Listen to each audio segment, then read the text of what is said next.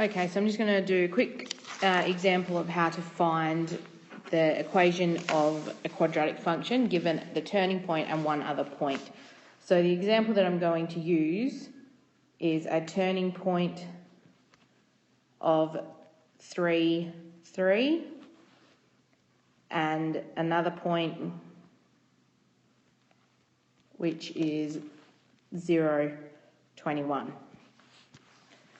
Okay, so the first step, remember, we always have the general equation, which is this, where the p and the k in the equation are given by the turning point. So the p is given by the x-coordinate of the turning point, and the k is given by the y-coordinate of the turning point. So we need to remember the first step that we have to do is write our equation filling in what we know. So we don't know what y, a and x are. The p is the opposite of what's as the turning point. So here it's positive 3. So in the bracket it's got to be negative 3. And then what we add on the end is just how it is in the turning point. So we've got our equation so far as y equals a, x take 3 all squared plus 3. Once we get to this step, the next part of it is being able to find a. Now to find a, we need to eliminate the other unknowns, which are x and y. And we do that by subbing in the other point that we're given, which was 0, 21. So we should know by now that this is x and this is y. So we sub it in as 21 equals a bracket 0 take 3 squared plus 3.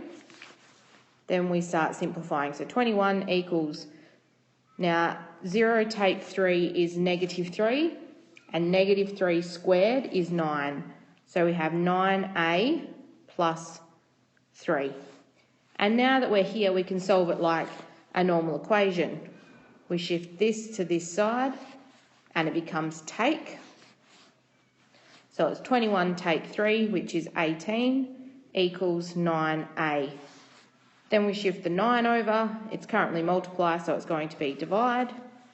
So 18 divided by 9 equals a.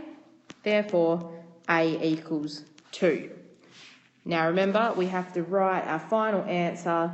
So we say, therefore, y equals 2 bracket x take 3 all squared add 3. And that's our final answer to find a. Now just remember that you have math space now that you can do some extra questions on, and you've got your assignments due on Monday. Have a great weekend.